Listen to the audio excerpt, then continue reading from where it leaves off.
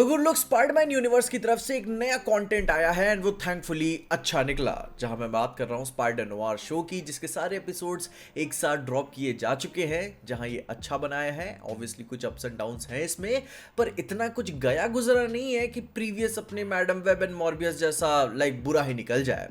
And इस दुनिया में अपने स्पाइडरमैन के साथ साथ और भी कैरेक्टर्स देखने को मिले हैं जो कि इस कहानी में है। Silverman, gangster, Sandman, Tombstone, Black Cat, Megawatt यानी कि इलेक्ट्रो एंड मोल्टन मैन। जहाँ पे बहुत ही छोटे में आपको स्टोरी के बारे में बताऊं, जहाँ पे टेंशन ना लेना, आपको स्पॉयलर्स नहीं दूंगा, क्योंकि ये कहानी न्यूयॉर्क के 1930s के ग्रेट डिप्रेशन के बाद सेट है, जहाँ पे अपना स्पाइडर नोवार यानी कि स्पाइडरमैन दी स्पाइडर नाम से जाना जा रहा है, स्पाइडर मैन के नाम से नहीं। जिसमें अपना निकोलस केज एके बेन राइली की एज एंड बुढ़ापे का एग्जॉक्शन को ध्यान रखा गया है, सिवाय जब उसकी स्पाइडर पावर्स एक्टिवेट होती है, जो वो खुद ही से करता है, तब वो लौंडे लपाड़े की तरह कूदता भानता है। जहाँ पे अब वो एक डिटेक्टिव फर्म चलाता है, पैसों की तंगी अभी भी है और भाई का प्यार ऑलरेडी उसने बरसों पहले खो दिया है और लाइफ में अपने काम धंधा करके मूव ऑन करने की कोशिश कर रहा है। जिसमें अब उसने अपनी स्पाइडरगिरी तो छोड़ी दी, जिसके चलते उसके अपने सफर तो कर ही रहे हैं और शहर में सिल्वरमैन नाम का एक गैंगस्टर एग्जिस्ट करता है, जो सालों से स्पाइडर के ना होने की वजह से अपने रूल को और भी ज्यादा स्ट्रॉन्ग करते जा रहा है, फाइनेंशियली, पॉलिटिकली और हर तरफ से। जिसमें इस कहानी में स्पाइडर का मेन मोटिव यही है कि जो मेरे साथ ट्रॉमा हुआ है ना, उसके चलते अब मैं ना कोई ये पावर्स लूंगा और ना ही उन पावर्स की कोई जिम्मेदारी होगी मेरी। नो पावर्स नो रिस्पॉन्सिबिलिटी, यही लाइफ का मोटो है, आगे बढ़ेंगे। जिसमें से मेरा कोई लेना देना नहीं है अब इस पूरे शहर दुनिया से, अपना अपना तुम सब देख लो। पर फिर जब कई सालों के बाद शहर में कुछ सुपर पावर्ड इंडिविजुअल्स बढ़ने लगते हैं, तो सिल्वरमैन के लिए वो काम भी करने लगते हैं, तो उन सुपर विलेंस को हराने के लिए अपने सुपर हीरो को कमबैक तो करना ही पड़ेगा अलग अलग तरीकों से। जिसमें फिर वो रोमांटिक प्लॉट, धोखा, मिसअंडरस्टैंडिंग, कमबैक, सब कुछ हमें देखने को मिलता है। एंड हैरानी की बात यह है कि सोनी ने इस बार अपने हाथ पीछे नहीं खींचे हुए हैं, चाहे वो बात कर लो हॉरर की, वायलेंस की या फिर स्केयर की। जिसमें अब तुम्हें तो पता ही है कि सबसे स्केरियस्ट मूवीज कौन सी होती हैं, फाउंड फुटेज हॉरर मूवीज। इन मूवीज में तुम फील कर पाते हो कि यस, तुम पर्सनली वो सब हॉरर्स को एक्सपीरियंस कर रहे हो। एंड वहीं एक सरप्राइजिंग इंडी मूवी आती है ओबाइफो प्रोजेक्ट नाम से। अब ये एक इंडी मूवी है जो इंडिया में लॉन्च हुई थी OTT प्लस पर एंड वीक्स तक वहां पर नंबर 1 मूवी बनी रही। I have started this film and it's creepy as hell. ऐसा लग रहा है कि कोई फिक्शनल मूवी नहीं बल्कि एक्चुअल रियल इवेंट्स को देख रहा हूं, और वो डर सच में महसूस होने लगता है धीरे धीरे। वो भी स्पेशली मूवी की एंडिंग से जस्ट पहले एक चेस सीन उन्होंने क्राफ्ट किया हुआ है एंड उसमें जो मॉन्स्ट्रस साउंड डिजाइन है, जो स्क्रीम है, वो पूरा मोमेंट काफी टेंस बनाता है। एंड सिर्फ मुझे ही नहीं, बहुत लोगों को ये मूवी पसंद भी आई, जिसकी वजह से फाइनली इंडिया से निकल के Latin America, USA, San Diego Comic Con और फिर थिएटर्स तक पहुंची, because it genuinely deserve it. And जो सबसे इंटरेस्टिंग फैक्टर है इस मूवी का, वो ये है कि एक लैटिन अमेरिकन फिल्म है जिसने रियल अफ्रीकन फोकलोर्स को ध्यान में रख के बनाया गया है, और स्पेसिफिकली उन्होंने मूवी के लिए कुछ रियल रिचुअल्स को भी परफॉर्म किया ताकि एज व्यूअर्स हमें ऑथेंटिक फील आए। एंड इसकी वजह से उन्होंने खुद कुछ स्ट्रेंज इवेंट्स भी एक्सपीरियंस किए थे।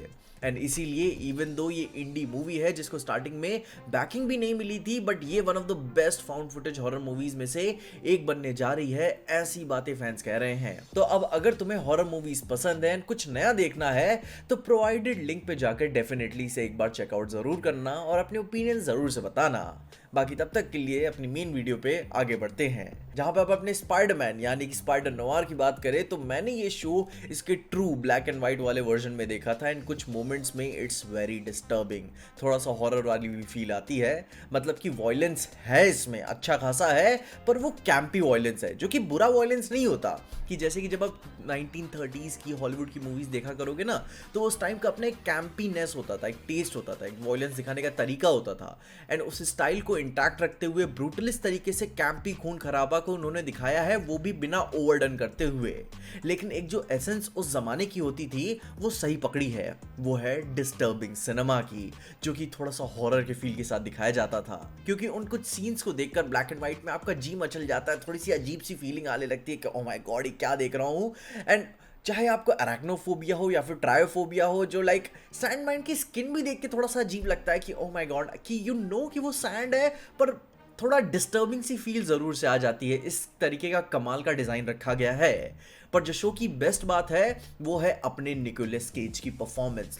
उनकी वजह से ही आप इसे पूरा देख सकते हो। लिटरली उनकी फिजिकलिटी देख के वो मोमेंट स्लो नजर आते हैं, पर जब बंदा परफॉर्म करने आता है तो भाई ये भाई यार, जैसे कोई नौजवान ऐसे आज के टाइम पे परफॉर्म ना कर पाए।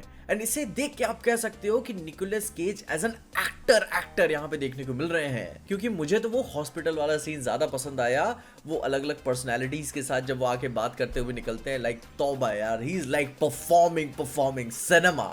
एंड वो लैब से निकलने वाला सीन भी, स्पाइडर ओरिजिन वाला सीन भी, भाई वो परफॉर्मेंस बड़ी कमाल की दी थी उन्होंने।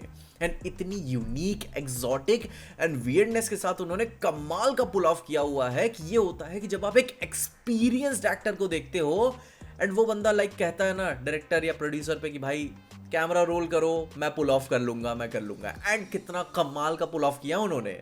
मैं इस तरीके का स्पाइडरमैन कभी भी नहीं दिखा हूं and I loved it, specially Nicolas Cage की वजह से। जिसमें से अब अगर मुझे शो की कुछ कमियों की भी बात करनी हो तो सबसे पहले मैं ये बात करूंगा इसके एक्सपोजिशन की एंड एडिटिंग की। एंड यहाँ पे इट्स वन ऑफ दो शोज जहाँ आपको देख के फील हो जाता है कि स्टूडियो से नोट्स जरूर आए होंगे कि ठहराव नहीं देने हैं, नुआंसेस नहीं देने हैं, डायलॉग ज्यादा रखो, बोलो ज्यादा, और स्क्रीन बस दम दम दम दम चलती रहनी चाहिए। एंड वही इसकी सबसे बड़ी कमी भी बन जाती है कि ये काफ़ी जल्दी चलती रहती है, कि जैसे कि आप 2 सेकंड नज़र नहीं हटा सकते। क्योंकि एक पॉडकास्ट वाली फीलिंग होती है ना कि अगर स्क्रीन देख भी नहीं रहे हो, दैट मीन्स कि आपको बैकग्राउंड में डायलॉग सुनने में आ रहे हैं।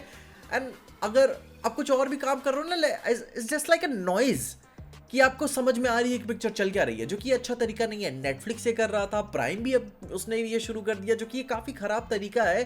क्योंकि पुराने सिनेमा में ठहराव की बड़ी तवज्जो दी जाती थी, पर इधर ऐसा बिल्कुल भी नहीं है।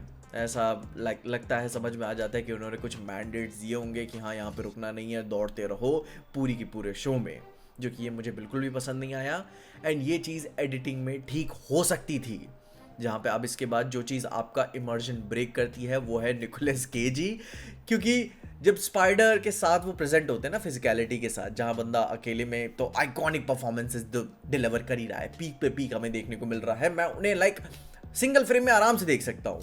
लेकिन उसकी दूसरी जगह वो जो स्टंट्स एक्शन वाली करने वाली चीज़ आती है, जब वो मास्क पहन के आ जाते हैं, देन वो समझ में आ जाता है कि हाँ वो निकोलस केज नहीं है, कोई और स्टंट मैन है।